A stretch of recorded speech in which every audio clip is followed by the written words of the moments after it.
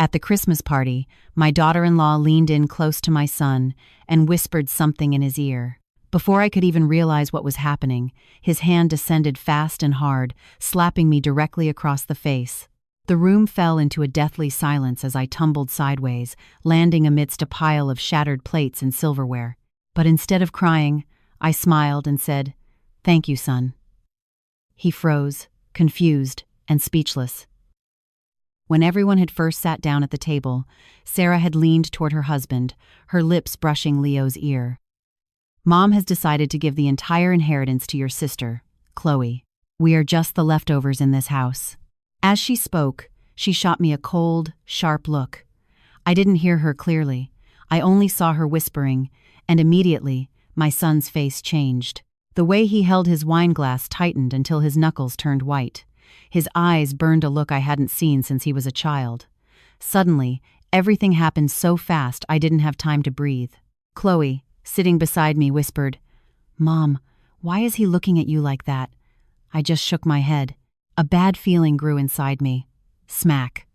A dry sound resonated amidst the Christmas melody. In that instant, I felt my cheek burn, and the metallic taste of blood filled my mouth. His hand, the hand I once held while he learned to walk, the hand I placed on his forehead whenever he had a fever, had just struck me in front of everyone. Chloe lunged forward, screaming, "Mom! Leo, are you crazy?" Her trembling hand held my shoulder. The entire room went silent. I staggered and fell against the table. A crystal plate crashed to the floor, shattering into pieces. The fragments glittered in the candlelight like hundreds of watching eyes. Sarah stood up and pulled at her husband's arm. "It wasn't worth it, baby. It's done," she said with a voice soft as the wind, but her eyes shone with triumph. Chloe yelled, "Shut up! You were the one adding fuel to the fire." Sarah smiled with disdain. "I only told the truth. Your mother should know her limits." Murmurs spread around the table. Some guests lowered their heads, not daring to look. I braced my hands on the table, trying to stand up. The wind outside whistled through the window frame, making the candles flicker. "Leo," I said, my voice grave and calm, "why did you do it?" He stammered, "Mom, you always meddle in my business. I just want to be in peace." "By humiliating your mother in front of the whole family?" I looked him straight in the eyes. "Is this your peace?" He lowered his head. His lips moved without uttering a word. I wiped the blood from my lip and stood tall. "Thank you, son." My voice resonated clearly, surprising some. "Thank you," Sarah scoffed. "She's lost her mind." I looked at her with icy eyes. "You're not wrong. I'm saner than ever." Leo trembled. "Mom, I'm sorry. I don't know why." I looked at him slowly. "Because you let someone else teach you to forget who gave you life." No one dared to say anything else. Some guests stood up with the intention of helping, but I raised my hand. "It's not necessary. If anyone touches me now, I'll fall," I said quietly, but loud enough for them to back away. I turned toward the man sitting at the end of the table. "Mr. Davis," I called out, my voice terribly serene. "Perhaps now is the right moment for us to sign." All eyes turned to him. Davis, an old friend of my late husband and the family attorney, was surprised for a moment. "Mrs. Eleanor, are you sure?" he asked quietly. "Am I sure?" I replied dryly. "Proceed." Sarah squeezed her husband's hand tightly, whispering, "She's acting. Don't fall for her trap." I heard it, but I didn't turn around. Mr. Davis opened his leather briefcase, his voice resonating evenly in the silent room. "According to this draft, all assets of the late Mr. Edward Miller will be divided equally between his two children. However, the operational control of the company, Miller Timber & Co., will remain in the hands of Mr. Leo due to his experience and current position." He paused, looking at me. "As for this estate, it will be used for the family's charitable foundation." Leo lifted his head, his face pale. "What? Mom, you're giving away the house?" I answered slowly. "No, son. I just want to recover the humanity you lost." Chloe sobbed, "Mom, please, don't do this here." I turned to my daughter and took her hand. "It's okay, honey. I'm just closing an old chapter." Davis nodded slightly and put away the papers. Some guests stood up in silence with looks of compassion. Sarah looked around, frustrated. You see? She's ruining Christmas Eve. Leo didn't answer. He just kept his head down, avoiding my gaze. Outside, the wind blew hard, tilting the flames of the candles. The flickering light reflected on the floor, where wine, blood, and crystal shards mixed in the middle of that disaster. The Christmas card I had written for Leo lay abandoned. I looked at it and said quietly, "What broke tonight wasn't a wine glass, but a mother's faith." When everyone had left, I sat in a chair alone in the dining room. Davis gathered his papers in silence and said softly, "I'm sorry, Eleanor. I didn't expect things to reach this point." I shook my head slightly.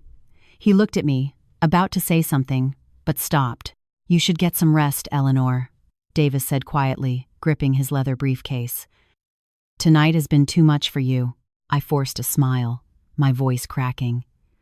I used to think I was stronger, but I guess every mother has a limit. He looked at me with eyes full of compassion. I had never seen Leo like that. He seemed regretful. I interrupted him, my voice firm. If he were truly regretful, he wouldn't have remained silent. There are wounds that silence only makes deeper.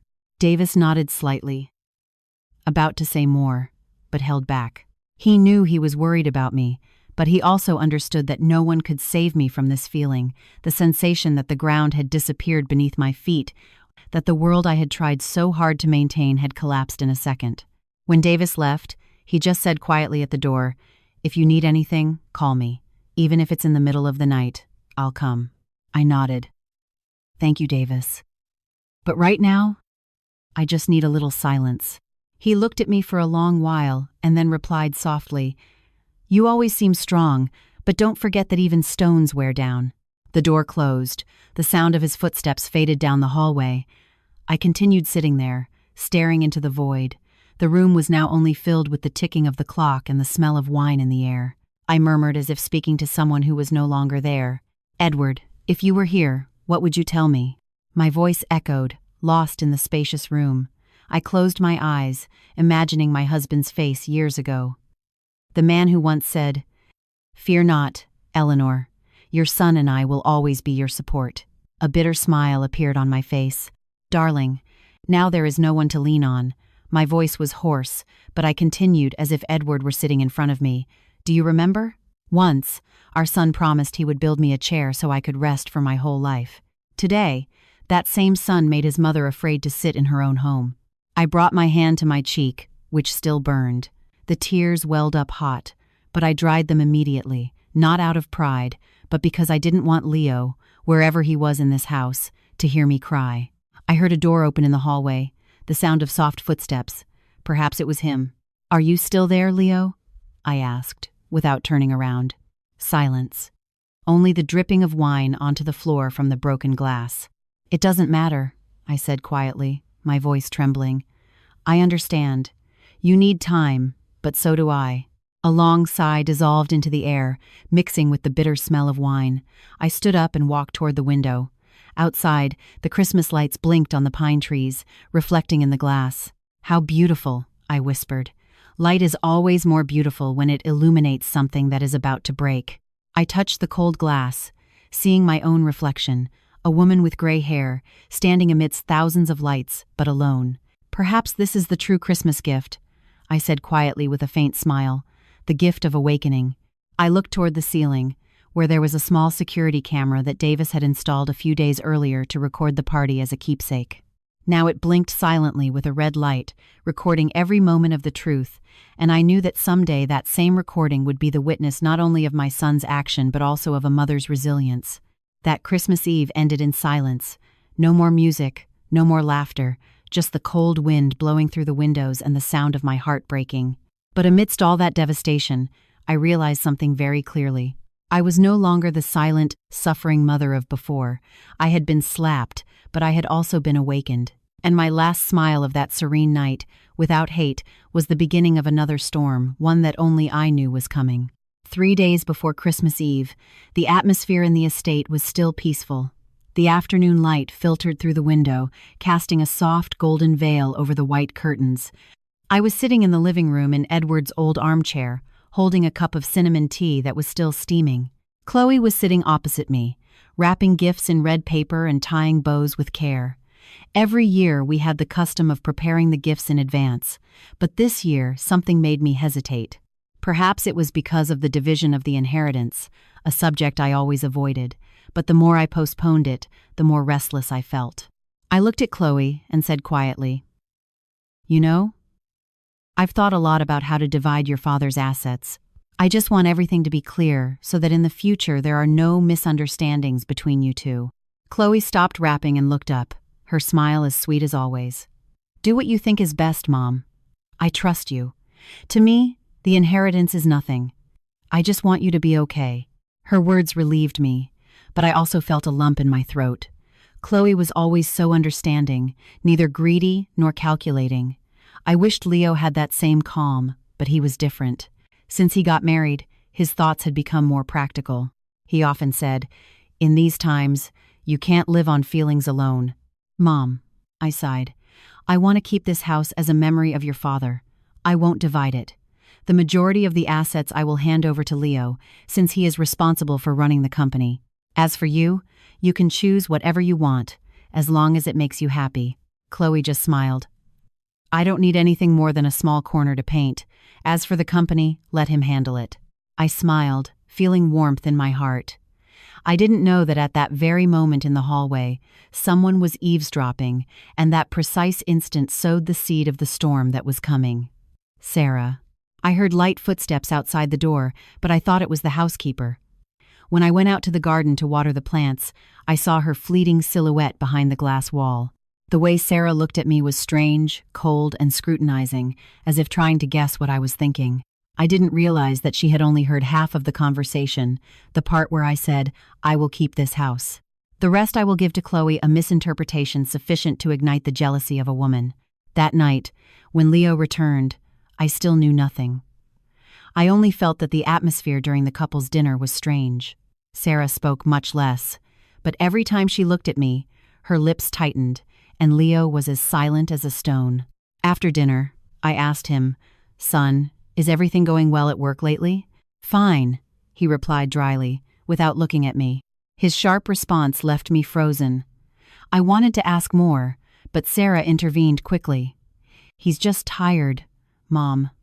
Lately, he's had a lot of pressure." Her voice was sweet, but her eyes held not a shred of warmth. I forced a smile, not wanting to prolong the tension, but when they left, I saw Leo turn to look at the house. His gaze was so cold it gave me a chill. That night I couldn't sleep. A bad feeling grew inside me. Later I learned that when they got home, Sarah began her story. She sat across from Leo in their living room, illuminated by a dim yellow light. On the table were 2 glasses of wine, and she leaned in slightly, her voice soft as honey. "Do you know what your mother plans to do? She's going to leave the entire inheritance to Chloe. I heard it with my own ears." Leo frowned. "Impossible. Mom would never do that." Sarah smiled, but her smile no longer had a trace of love. "You always defend her, but look at the situation. Who lives at whose expense? Chloe is unemployed, while we carry all the expenses.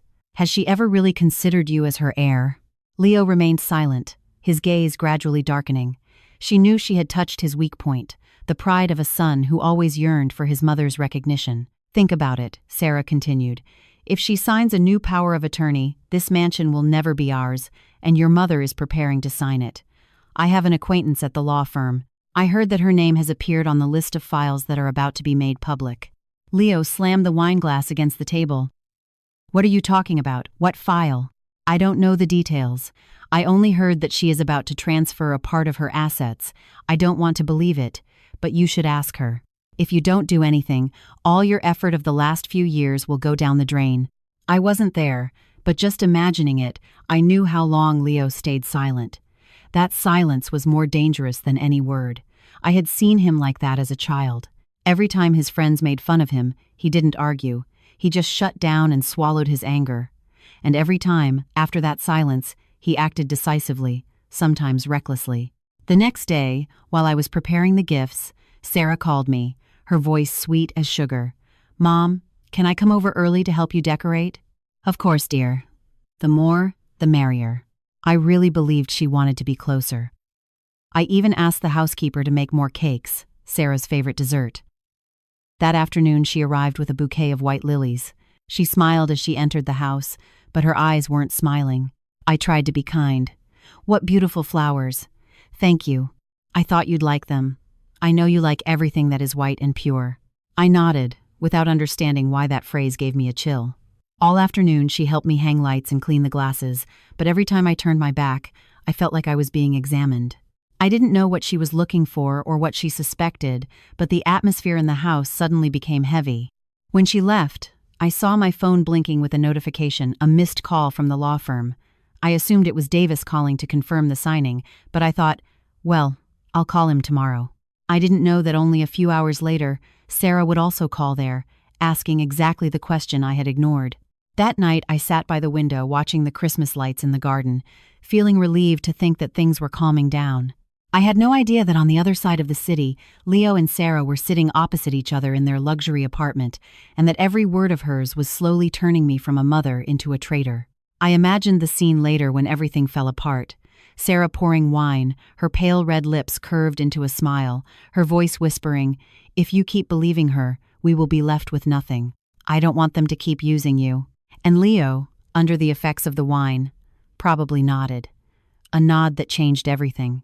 The next morning, I woke up with a strange feeling, partly peaceful, partly restless. Chloe was in the kitchen, and I was sitting at the desk writing Christmas cards. I wrote to everyone, friends, employees, and finally, my children. When I reached Leo's card, I stopped for a long time. I wrote, "For Leo, the son Mom has always been proud of. I hope you are always strong, because I trust you will never lose yourself." I placed the card in the envelope and tied a red ribbon. I had no idea that only 3 days later, the same hand that I called strong would slap me. When Chloe came out, I smiled, trying to hide my worry. She said, "Has my brother called, Mom?" "No, he's probably busy. I've noticed Sarah has been strange lately. Every time she sees me, she asks me about the company and then diverts the conversation to whether I plan to sell the house." I frowned slightly. "Maybe you misunderstood. I just fear she is making my brother misunderstand something." I remained silent. I didn't want to believe it, but my mother's instinct made me uneasy. Something was moving silently but powerfully, like a cold wind slipping through every crack. At sunset, I went out to the garden to arrange some pots. The last light of the sun fell on the window glass, reflecting my image. A gray-haired woman, still caring with dedication for every little thing in the house to which she had devoted her life. I didn't know that. At the same time, in another place, the seed of misunderstanding had germinated in my son's heart and would grow into a storm that would sweep away everything I once believed in. That night I prayed before my husband's altar. "Edward, if you can still hear me, please help me keep this family together. Don't let hate and suspicion snatch our son away." But perhaps it was already too late, because when I closed my eyes, I heard a phone ring somewhere in the house, a small sound, but enough to start all the destruction. I didn't know that Sarah had just whispered to a friend at the notary office. "On the 24th, she will sign the papers. I need you to confirm it for me, so I can prepare everything perfectly." Meanwhile, I continued sitting there writing the last card with a heart full of love, unaware that love was about to be suffocated by the very people I loved most. I didn't know that night. While I arranged white roses for the dining table, Leo and Sarah were sitting in their luxury apartment in downtown Burlington, in an atmosphere as dense and murky as the thick wine they drank. I didn't see it. But later I imagined the scene. The yellow floor lamp casting shadows on my son's conflicted face, while Sarah reclined in her chair with crossed legs and a light in her eyes I never fully understood. I thought they lived in peace, busy with their work and visiting little due to the demands of life. But in reality, in that apartment, they had begun to sow a poisonous seed together. That night, Sarah poured wine into Leo's glass, her voice as sweet and constant as a lullaby. "Do you still blindly trust your mother?" Leo frowned slightly. "Mom has never done anything to make me doubt her." She smiled, leaning toward him, placing her slender hand on his neck. "I'm not saying your mother is bad. I just worry. I heard her talking to Chloe the other day. She clearly said she would leave everything to her." Leo looked at his wife, his eyes mixed confusion and irritation. "You're starting again. Did you hear it wrong?" "No, I didn't hear it wrong. I was right in the hallway. Mom clearly said, 'I will keep this house. The rest I will give to Chloe. Do you think I'm making it up? I wasn't there to interrupt, to say that she had heard only half the sentence, that my intention was to keep the house as a memory of his father and give Leo the management of the rest. If only I had been there, if only they had asked me once, perhaps everything would have been different. But no, Sarah knew exactly how to make Leo believe her.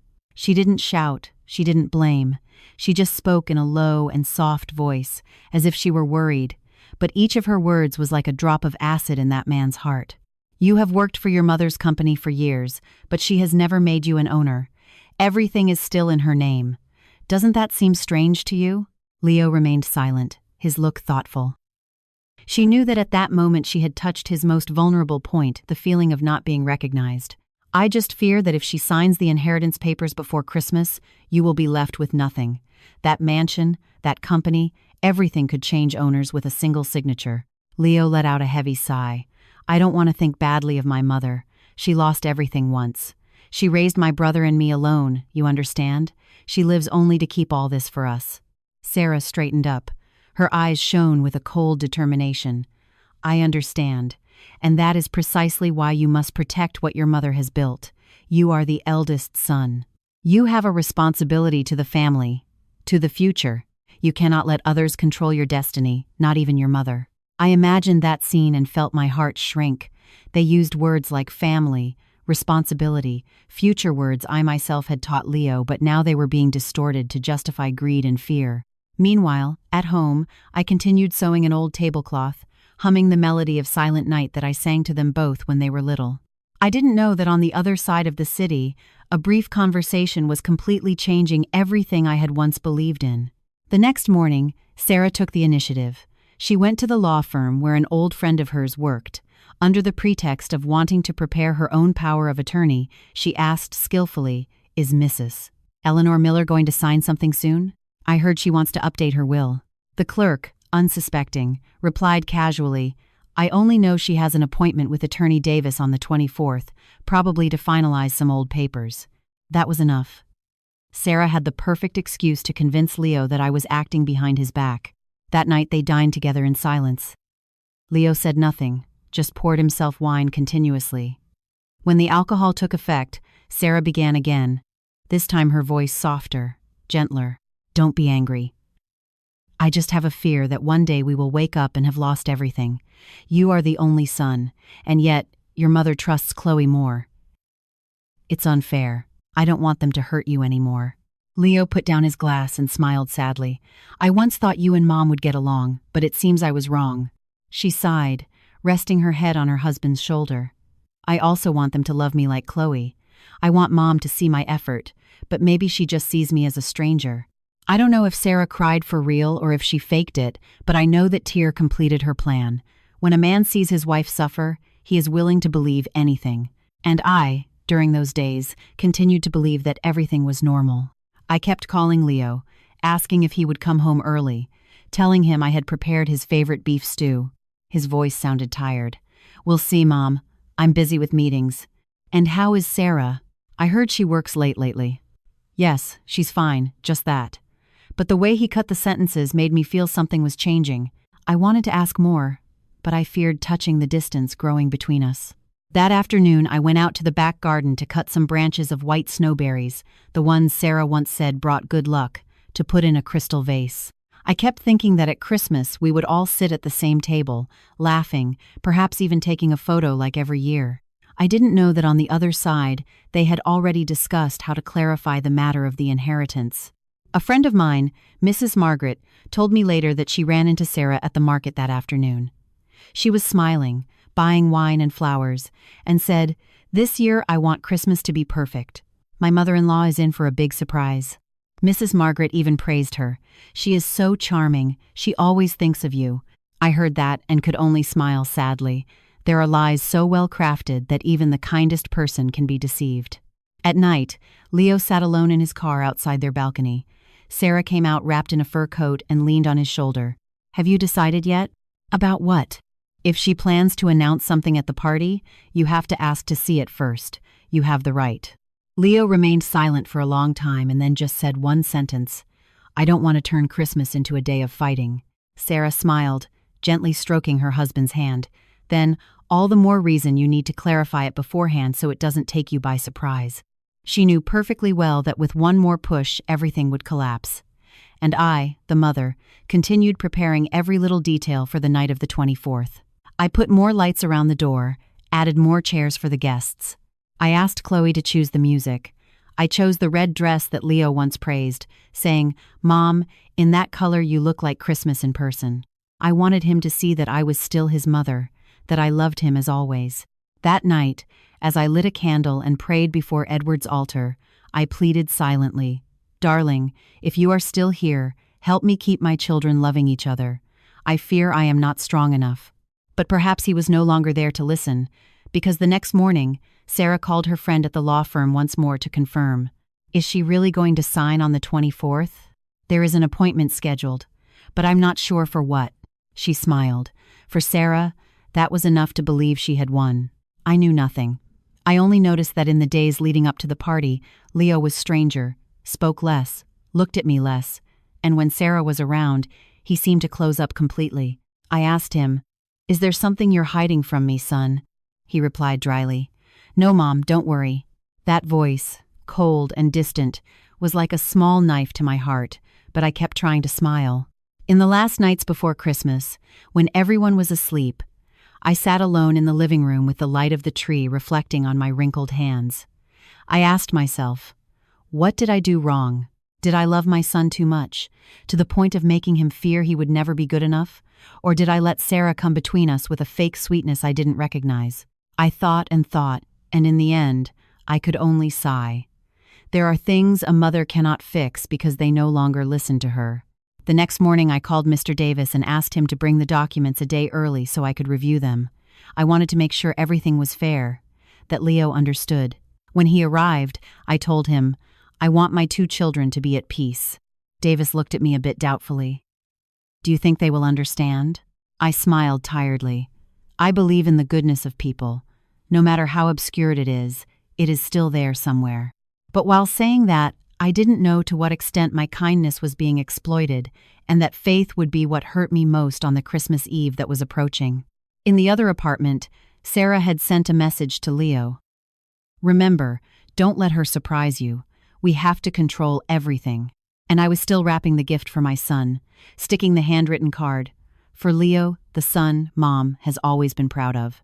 If I had known of the existence of that message, perhaps I wouldn't have written that line, but I did it because I was still a mother, and mothers, no matter how many times they are betrayed, hope one more time that their children will reconsider. I didn't expect that only 2 days later that hope would be shattered in an instant. But at that moment I still believed, and that love, although naive, was the only thing keeping me standing amidst the approaching storm. That morning the sun filtered through the white curtains of the living room, scattering soft golden spots on the wooden floor. I was sitting by the table carefully cleaning the frame of the family photo hanging on the wall. In the photo, there were 3 of us, me, Leo, and Chloe smiling happily in the small carpentry workshop in a corner of Vermont. Back then, Leo was only 9 years old, his hair messy, his hands stained with sawdust, smiling radiantly because he had just built his first chair. I still remember what he said, with a voice full of pride. "When I grow up, I will make many chairs for Mom to rest for her whole life." A simple, childish phrase that moved me to tears.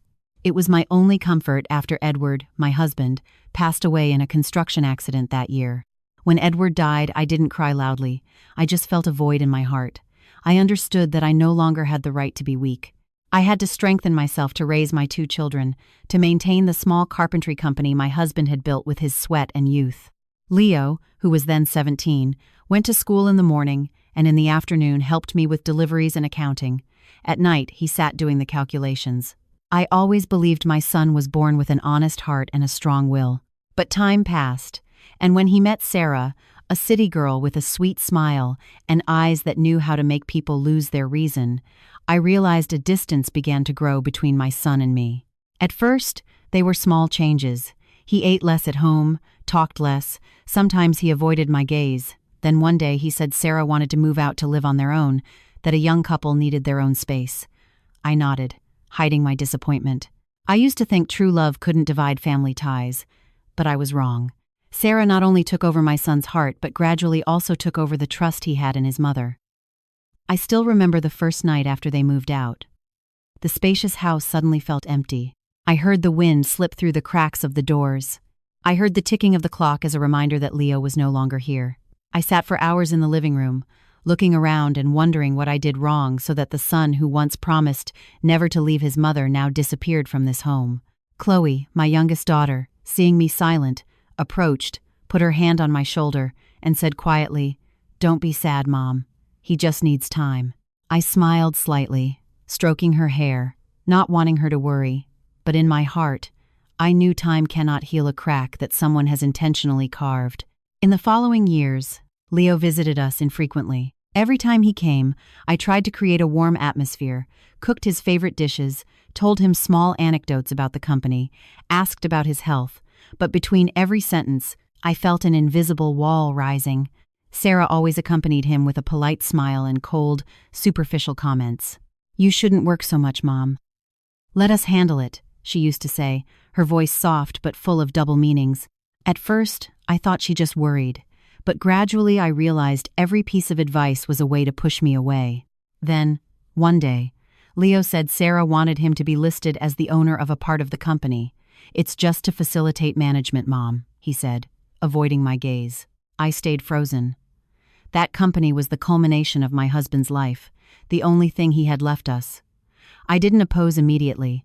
I just said I would think about it. But inside, I understood. There are things that once seeded are never recovered. That afternoon, I sat with Mr. Davis in my office. I told him I wanted to draft new documents, to divide the assets clearly so that in the future no one would fight or misunderstand. Davis asked me if I was sure, since I was still healthy. The company kept growing. There was no rush. I just smiled. "I'm not afraid of losing money. I'm afraid of losing my children," I said. "If everything is clear, maybe they will stop suspecting each other." Davis looked at me with a mixture of compassion and admiration. He understood that I wasn't just preparing a division of assets, but trying to preserve the most fragile thing in a family trust. When he left, I sat alone by the window. Sunset covered the garden. The golden and reddish light spread over the pine branches. I heard the wind gently move, the wind chime Leo had hung when he was 13. Every tinkle hurt my heart. I told myself, if I do something tomorrow, it will be only to keep everything intact. Chloe entered with a cup of hot chocolate and placed it in front of me. "Mom, I finished embroidering the tablecloth for dinner tomorrow. I added some snowflakes to make this Christmas more beautiful than last year." I looked at my daughter. Her face glowed in the sunset light. I smiled and took her hand. "You always think of me.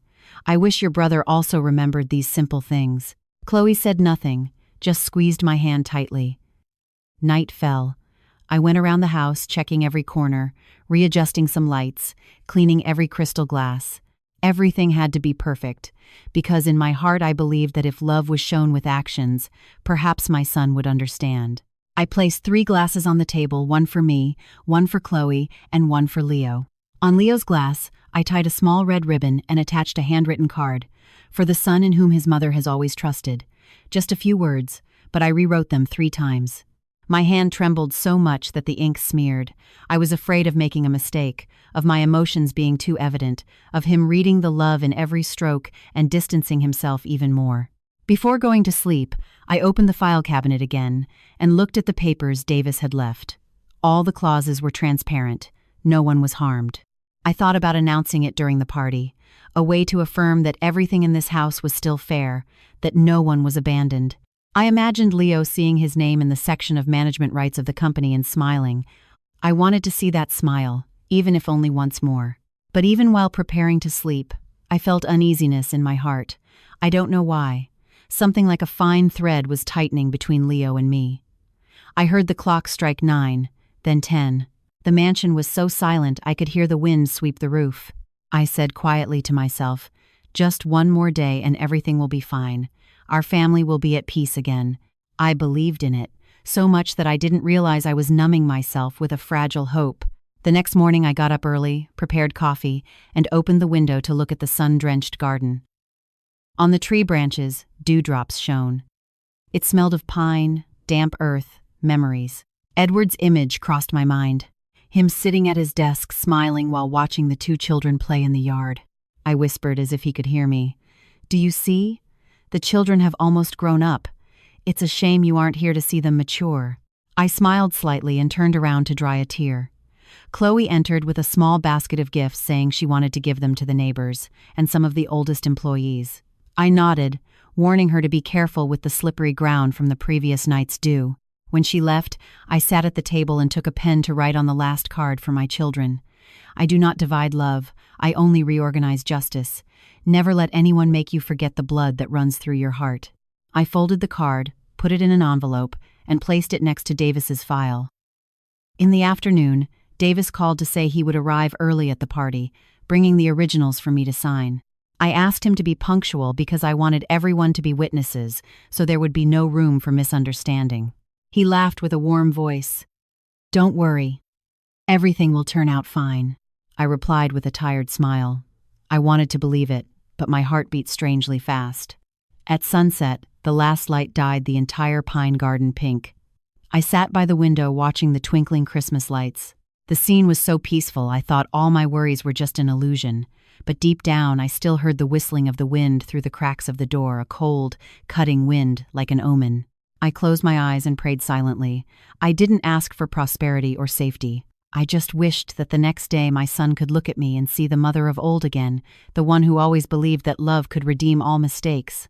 I didn't know that only one night later that prayer would become the last thing I could believe in. The afternoon of December 23rd, a light veil of fog covered the Vermont sky, and the hills in the distance looked blurry, as if drawn with watercolor. I spent the whole day cleaning and redecorating the living room. This year's Christmas tree was over 7 feet tall, resplendent with twinkling lights and covered in old memories. I hung every ornament. My hands trembled with emotion and fear of dropping them. The glass balls darkened by time, the wool mitten Leo had knitted at 16, and the golden wooden star Edward had made by hand years ago. Every object was a fragment of memory, and I still believed those memories could keep my family together once more. Chloe was kneeling on the floor, carefully tying bows on the gift boxes. The crunch of wrapping paper mixed with the smell of freshly baked gingerbread cookies coming from the kitchen, filling the house with warmth. My daughter spoke while she worked with her clear voice. Remember how much my brother likes the cookies you make, Mom. I think he'll be moved when he sees you've made them again. I smiled. I didn't tell her that the night before I had stayed awake almost until dawn just to make a batch specially for Leo, carefully sprinkling cinnamon and sugar on each one. A part of me still believed that familiar taste could evoke in my son's heart a little of the love of old. When the clock struck 9, I heard a car stop outside the door. Leo and Sarah arrived earlier than I expected. I heard the car door close loudly, and then the clicking of Sarah's heels on the marble floor. She hugged me, her lips brushing my cheek, but her look was so cold I felt the whole room empty. How are you, Mom? The house is as cozy as always, I replied with a serene voice. I'm fine, thanks for coming. I noticed Leo was behind with his hands in his coat pockets, without looking at me. His gaze was lost somewhere on the ceiling, as if trying to avoid something. While I went to the kitchen for more wine, Sarah walked calmly around the room. I heard her stop by the Christmas tree. When I returned, I found her gaze fixed on the gift boxes under the tree, where some cards bore the names of Chloe and Leo. You've wrapped many gifts, Mom. I'm sure Chloe will be very happy. Her comment sounded light, but in her eyes, I saw a flash of envy. As fine as a thread, I replied, trying to keep a calm tone. I've wrapped for everyone. There is also one for you. Sarah smiled, her lips curled. I was just curious. It seems Chloe's share is always a bit more special. Chloe, on the other side of the room, heard it. She was about to react, but I gently put my hand on her shoulder, signaling her to keep quiet. I didn't want this night to turn into an argument. Tomorrow is Christmas, daughter, I said, striving to sound warm. No one deserves our anger on a day like this. But deep down, I already saw how the fine cracks were beginning to spread. After a light dinner, Sarah went out to answer a call. I stood by the window and saw her silhouette in the yard. She spoke in a low voice, with a furtive look, as if fearing someone would hear her. I didn't know what she was saying, but my mother's instinct made me uneasy. In this house, something no longer belonged to me. I returned to the living room and saw Leo alone leaning on the window. The yellow light illuminated his face, revealing dark circles under his eyes. I approached, still with the wine glass in my hand. "Tomorrow, I want to say some things in front of everyone. Don't worry. It will be good news." Leo nodded without looking at me. "I already know." His voice was hoarse, as if he had just been drinking. I was going to say something else, but he turned around and went up the stairs. I stayed still, observing my son. His shadow lengthened on the wall, thin, silent, but there was something in his way of walking that scared me, like when you look at a loved one and no longer recognize the soul inside them. A while later, Sarah returned with a radiant smile, as if the call had never existed. She sat next to me, her voice honeyed. "What are you going to announce tomorrow, Mom?" "We assume you have something special to say." I looked at her, my eyes tired. "It is a family matter, but don't worry. I just want everything to be clear and fair. There is nothing to worry about." She smiled, but her look pierced me like a knife. Yes, justice is the most important thing. That night, Chloe went to sleep early. I stayed in the living room, the soft yellow light illuminating the Christmas tree. I sat alone and opened the card I planned to write for my children. My hand trembled slightly as I wrote each line. "Dear children, I do not divide love, I only reorganize justice. Never let anyone make you forget the blood that runs through your heart." I folded it, put it in the envelope, and left it on the table next to Davis's file. I looked around the house. Everything was so familiar it hurt. Every corner, every object was linked to a memory. The dining table where Edward and I used to talk about work, the leather armchair where Leo liked to sit and read the newspaper, the window frame where Chloe used to sing on rainy nights. Now those memories were like ghosts, watching me in silence. The wind blew through the cracks of the door, making the ribbons on the Christmas tree tremble gently. I thought of Davis, who would arrive early the next day. He had advised me to postpone the announcement until after the holidays, but I couldn't. I had seen too many families destroyed by lack of transparency, by ambiguous rumors. I didn't want that to happen to my children. I believed that if everything was clear, if I said it with love, they would understand. But that faith at that moment was as fragile as a candle flame before the wind. Near midnight, I heard footsteps on the stairs. I thought it was Leo coming down for water, but when I looked, I only saw the living room light reflecting Sarah's silhouette. She was holding her phone. Her fingers slid quickly, her face concentrated. I heard her say quietly in the silence, "I'm sure she's going to sign something tomorrow. Be ready in case I need proof." I slipped into the darkness, my heart beating strongly. That phrase made me understand that the approaching Christmas Eve would not be as peaceful as I hoped. When Sarah left, I came out and sat down. I took the old family photo from the frame and wiped the dust from the glass. In the photo, Edward smiled with his hand on Leo's shoulder and me, with black hair and eyes full of hope. I looked at it for a long, long time. "Edward, if you were here, what would you tell me?" I was wrong to believe that a mother's love can fix everything. I put the photo back in its place and blew out the candle. But before going to sleep, I lit it again. I didn't want the house to plunge into darkness. I was afraid that if I turned off all the lights, everything would vanish as if I were alone in the world. That night, I couldn't sleep. I lay listening to the ticking of the clock, the whistling of the wind at the window, my own heartbeat. Every beat was a reminder that time was passing, that only one night remained for everything to change. I thought of Leo, of Sarah, of Chloe. I prayed not for my own peace, but for my family, hoping that the next morning, when we sat together at the table, there would no longer be distances between us. Before closing my eyes, I looked out the window. In the night sky, a few stars shone faintly. I said quietly in the darkness, "Son, I trust you will understand, just not now." And so I fell asleep by the light of a small candle in a room impregnated with the smell of pine and wine, not knowing that only a few hours later those fragile beliefs would vanish and that Christmas would become an indelible scar on my life. I still remember taking a deep breath before standing up, trying to keep my voice from trembling as I invited everyone to toast. I spoke of family, of gratitude to my husband, who had dedicated his life to building this legacy and left us not only assets but a heritage of love. I didn't know that every word I said, for Leo's ears, became a knife driving deeper. I saw his hand squeeze the glass, his eyes blinking as if fighting between reason and anger. Sarah put her hand on his arm, signaling him to keep quiet, but her eyes shone as if expecting the moment of explosion. The atmosphere in the room became dense. When I signaled Davis to prepare the documents, I heard the loud sound of a chair dragging. Leo jumped to his feet. Before I could say anything, he shouted, his voice hoarse. "You plan to give it all to Chloe, right?" I froze. I could only see Sarah's lips curl slightly into a smile, and then everything exploded. Everyone was stunned, and I could only stand still watching my own son sink into the delirium of hatred someone had sown. In the moment his hand hit my cheek, time seemed to stop. The sound resonated in my head, drowning out even my heartbeats. I didn't cry. I didn't scream. I just felt a huge void opening between him and me. So many years of sacrifice, so many memories, everything collapsed with a slap. I could only stand tall, look at him, and smile. Not a smile of forgiveness, but the smile of someone who finally understands that maternal love, if not respected, becomes a chain. The room plunged afterwards into a heavy silence. No one dared to breathe deeply. Chloe ran to hug me while Sarah pulled at her husband. Backing away, I looked at Davis and signaled him to continue. When he opened the envelope and read the clauses, I saw Leo's face change color. He lowered his head, his lips trembled, but he couldn't utter a word. I knew that in that moment he had understood.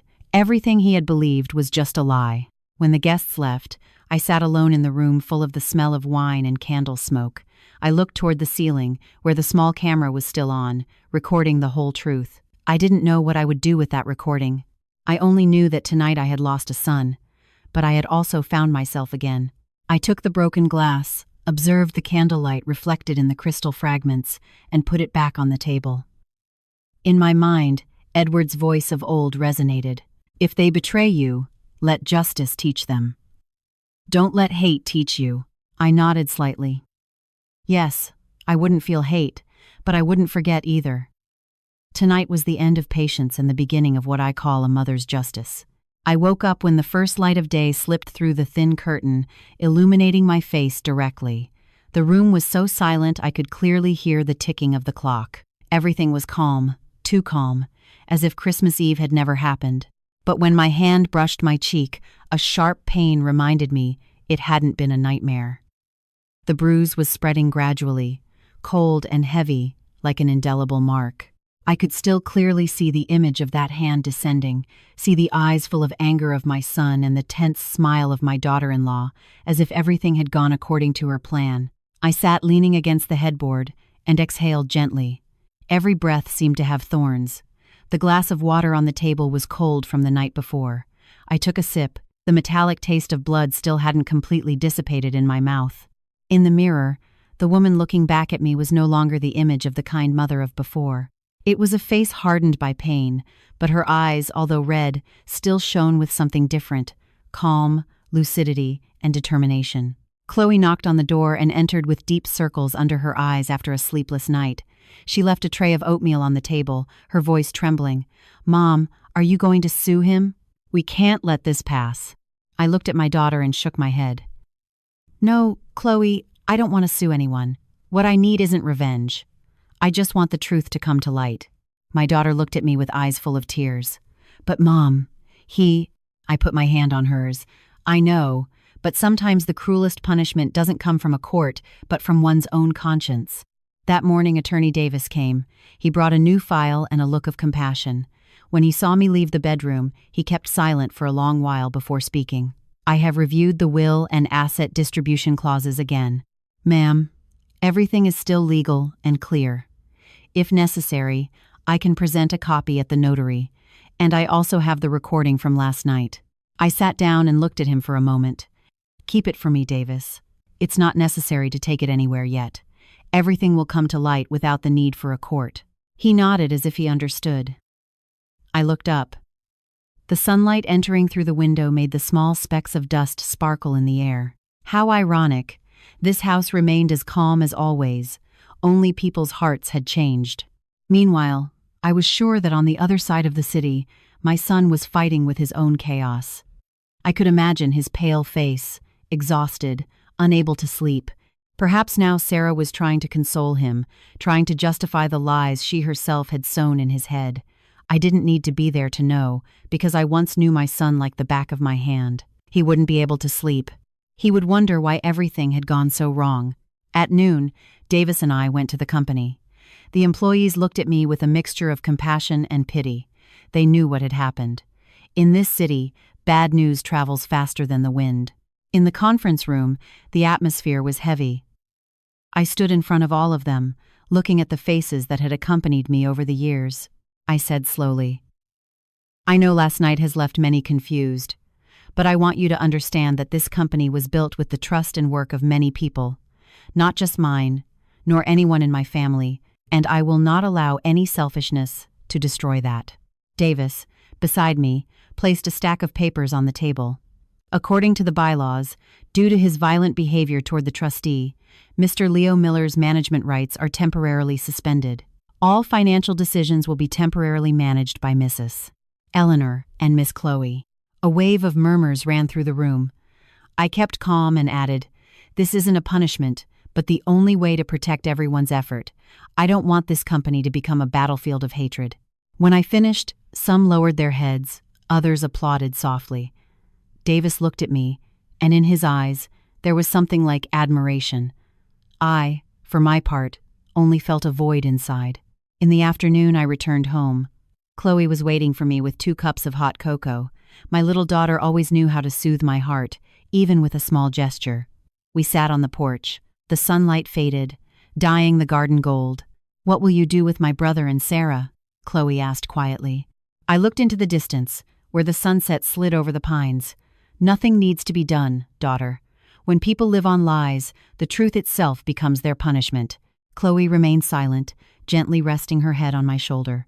She knew it still hurt her, that she was still angry for me, but I didn't want that anger to take over her. I've lived long enough to understand that hate only makes you age faster. At nightfall, I went up to the office. The computer on the desk was still on.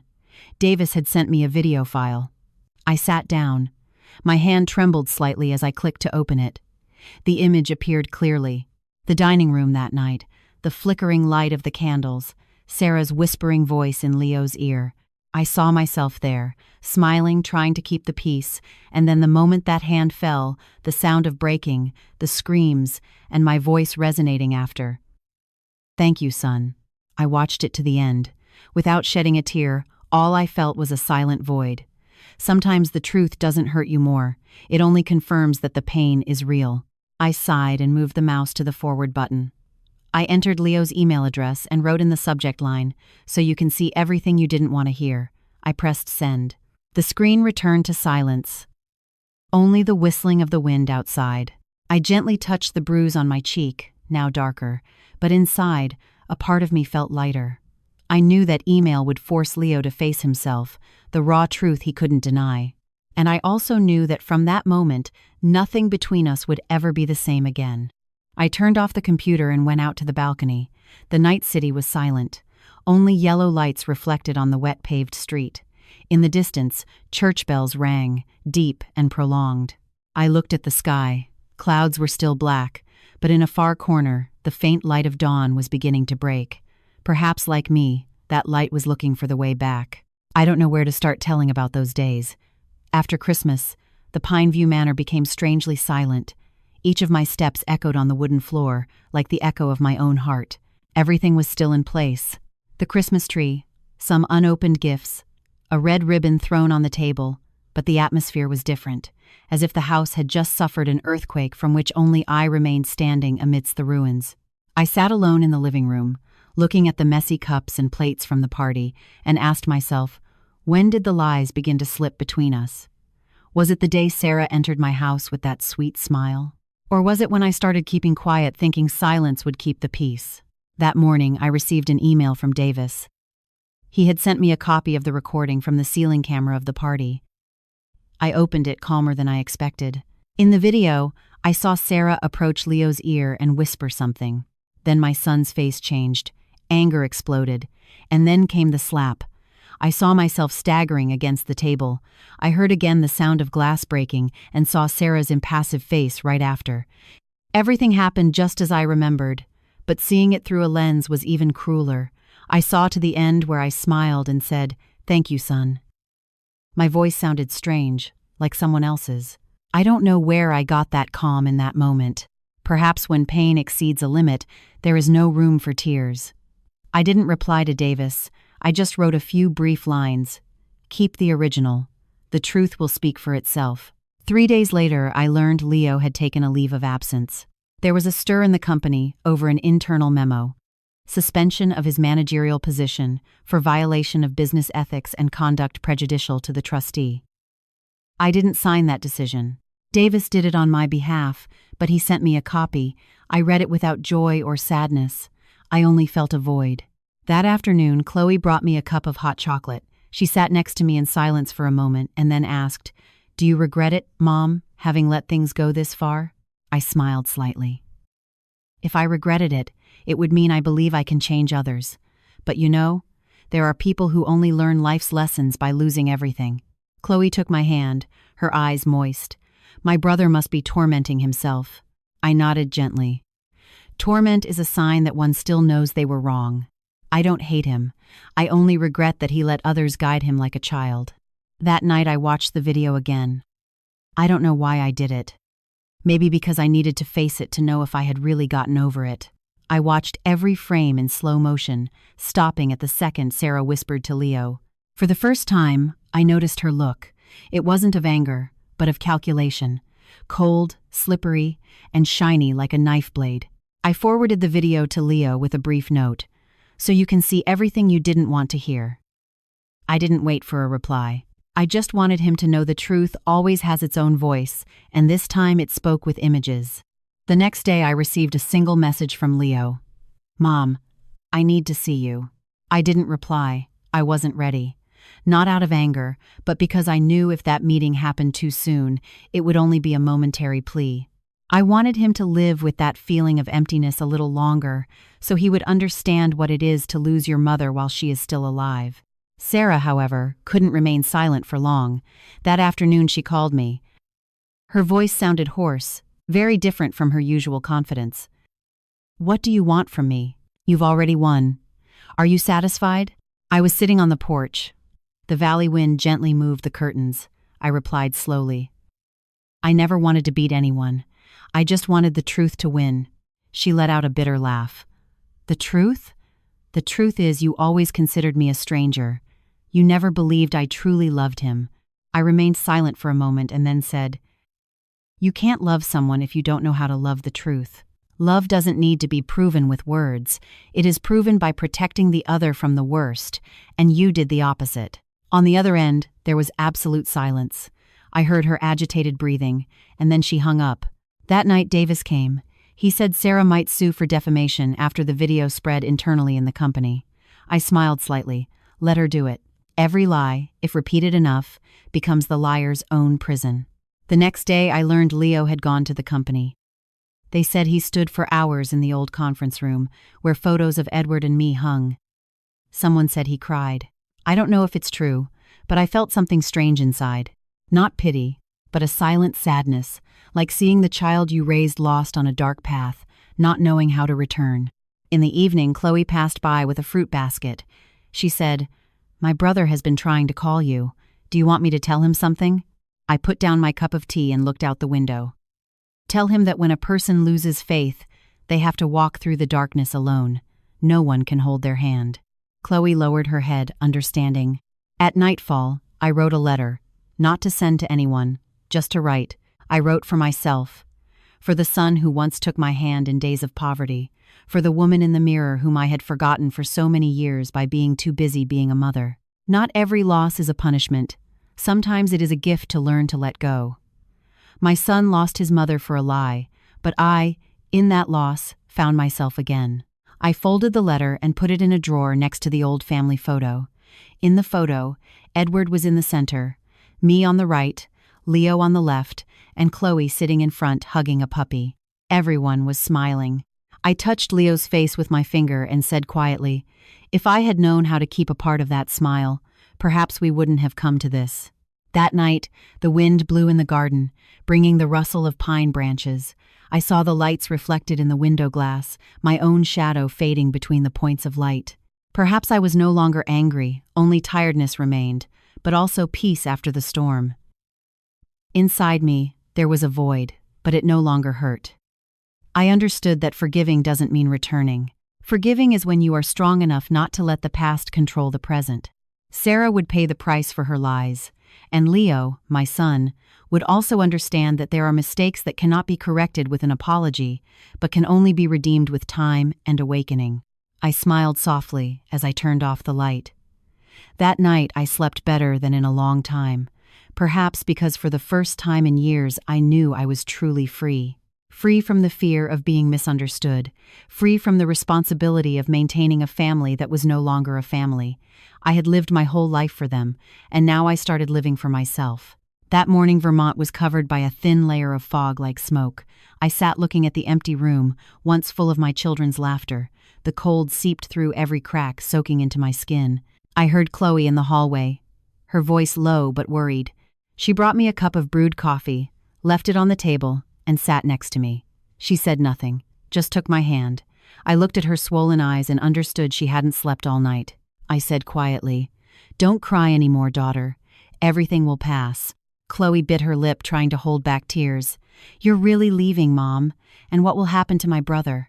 I smiled slightly, a smile I didn't know if it was sad or serene. "I'm not leaving out of anger. I'm leaving because I need peace." There are houses where, if you stay too long, even breathing becomes chains. I packed my bags very slowly. I only took the smallest things. Some photos, a leather notebook with worn corners, my husband Edward's rosary. Every object evoked a memory. I remembered the time he laughed and told me, "If the world ever turns its back on you, you only need to carry your faith and your hands with you, and everything will be fine." I folded the wool scarf Chloe had given me and carefully put it in the suitcase. The morning light filtered through the window, shining on the wooden table. Everything was silent, only my heart kept beating strongly. Before leaving, I left the key to the mansion on the table along with a thick envelope. Inside, I wrote to Leo, "Son, I'm not angry with you, but I cannot stay in a place where respect has died. I hope someday you understand that a mother's love is not a right to offend, but a gift that must be cared for with gratitude. When you learn to listen again, I will return, not to forgive, but to see you truly mature." I sealed the letter and wrote his name clearly. The Pineview Manor suddenly felt strange. Every wall, every chair, seemed to retain the warmth of happy years, but now it was just the empty shell of a family that once had it all. When I dragged the suitcase toward the door, Chloe hugged me from behind. "Don't go alone, Mom. I'll go with you." I turned around and stroked her hair. "No, you must stay. I already left once. When your father died, I stopped eating, sleeping. I hid in my pain. This time I'm not running away. I'm just leaving to keep living." My voice trembled slightly, but my decision was clear. There are journeys that can only be made alone, so that no one else has to carry your sadness. I went out to the courtyard. It was starting to drizzle. The stone path was slippery, the smell of damp earth mixed with the late-season pine scent. A taxi was waiting for me outside the gate. I turned to look at the house for the last time. On the porch still hung the Christmas lights I hadn't taken down, their dim light reflected in the glass, moving like memories about to go out. I breathed deeply and said quietly to myself, "Goodbye, home of years of love." The midday train toward the Adirondacks was almost empty. I sat by the window watching the landscape recede. Every passing scene was like a piece of life escaping my hands. I saw long rows of pines, the red roofs of houses drifting away, and in the glass reflection, a gray-haired woman looked at herself with eyes that no longer held fear. I remembered Edward's words before dying. "If someone betrays you, let justice teach them. Don't let hate teach you." That phrase at the time was just a consolation. But today I understood justice sometimes isn't in courts, but in the decision to leave at the right moment. The train stopped at the station in Burlington, and I saw Leo on the platform. His face was gaunt, his eyes red. He looked around and then ran toward me. But I remained seated. The train doors closed. He banged on the glass. His mouth moved. "Mom, I'm sorry." I just put my hand on the glass without saying anything. In that moment I knew I still loved my son deeply and unextinguishably, but that love had changed form. It was no longer protection, but a farewell. The train started moving. Leo grew smaller as we moved away. I turned around, not because I wanted to flee, but because if I looked a second longer, I would have weakened. There are wounds that only heal when you stop trying to mend them. I closed my eyes, listening to the screech of steel wheels on the tracks. That rhythmic sound strangely made me feel lighter. When I arrived at the lakeside cabin, it was already getting dark. The lake shone with silvery light, and the wind brought the smell of pine resin and wood smoke. I dragged my suitcase up the small slope leading to Margaret's house, an old friend of mine. She opened the door, looked at me for a long time, and then hugged me. "My God, Eleanor, you've lost so much weight." I smiled, my voice hoarse with emotion. "I'm just shedding skin, Margaret. I have to leave the old one behind to breathe." We sat by the fireplace drinking brewed coffee, the aroma of cinnamon and brown sugar filling the air. Outside, the rain had stopped. The sunset dyed the lake surface red. I looked into the distance, where the water rippled gently. All the noise, bitterness, anger seemed to have been left behind. In my heart, only a silent void remained, but it no longer hurt. Perhaps because for the first time in many years, I could be myself, not anyone's mother, not the victim, not the strong woman pretending to be okay. Just Eleanor, the woman who had gone through a storm and was learning to smile again. Margaret asked me how long I would stay. I looked at the fire burning in the fireplace and replied slowly, "Until the wind stops blowing cold or until my heart stops hurting." She took my hand without saying anything else. Between two older women, words of comfort aren't necessary. We understand each other in silence. That night I wrote a few lines in my journal. Sometimes leaving isn't for lack of love, but to preserve the most beautiful part of love. I don't want to remember my son as the man who slapped his mother, but as the boy who once promised to build a chair for her to rest for her whole life. I keep that memory and let the rest go. I put down the pen and smiled softly. Outside, the chirping of crickets mixed with the sound of waves. For the first time in many months, I felt true peace. I knew tomorrow, upon waking, I would make coffee again, listen to the birdsong, and begin writing the next chapter of my life, that of a mother no longer bound by guilt or expectations, only by the faith that, despite losses, I still have the courage to live, to love, and to forgive in my own way. A year has passed since that fateful Christmas Eve. Winter has returned earlier than other years. I live in a small wooden cabin by a lake in upstate New York, a place so quiet that every morning I can hear the beating of bird wings over the water. No more traffic noise, no more city lights, just the sound of the wind and the smell of pine wood every time I open the window. I have planted some white chrysanthemums and built a wooden table on the porch to teach crafts to the village children. They come to me with their hands stained with watercolor and smiles that soften my heart. I am old, but I had never felt so alive. This morning fog covered the lake. I savored a cup of hot coffee, looking out the window where the old photo of my family still rests. In the photo, Leo is a child smiling radiantly on his father's shoulders. And I, a young woman with eyes full of hope. I no longer blame the past. There are pains that if touched constantly, only blind you. Now I choose to remember with serenity. Chloe usually calls. Her voice is always cheerful. She tells me the company is doing well, that everything has returned to normal, and that the new company name, Heritage Woodworks, has moved everyone. I know my daughter is doing the right thing, what her father always wished. She often says, "Mom, if Dad were alive, he would be very proud." I just smile in my heart. Edward is still here in every simple beat of daily life. One afternoon, Davis came to visit. He brought news with his usual calm. We sat by the fireplace. The heat gave off a soft smell of burnt wood. He told me Leo had requested a leave of absence to receive psychological treatment. He had withdrawn from the company, sold his old apartment, and apparently was trying to start over. I remained silent, listening without saying a word. A part of me felt relieved. Another still felt a sharp pain. After all, he was still my son.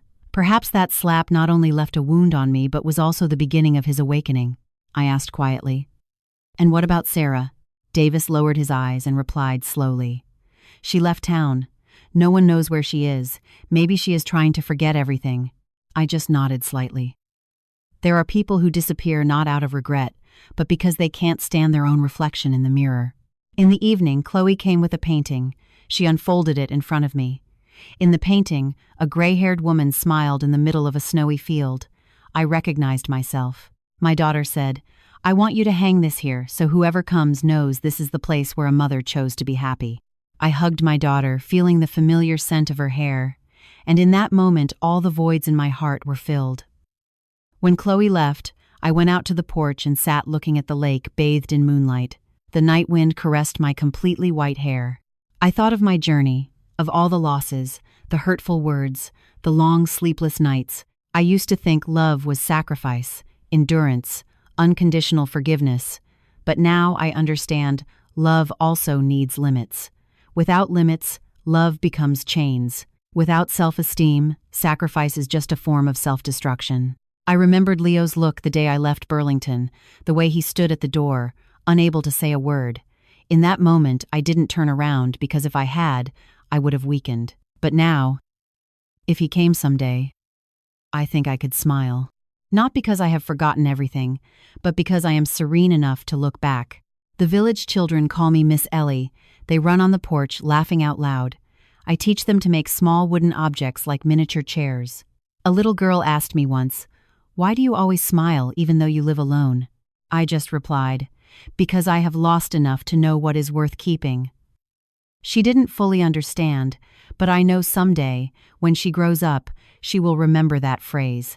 Late in the afternoon, I lit a candle. The dim light spread over the table, projecting my shadow on the wall. I looked in the mirror and saw an old woman with deep wrinkles at the corners of her eyes, but with a gaze firmer than ever. I told myself, I have finally lived correctly.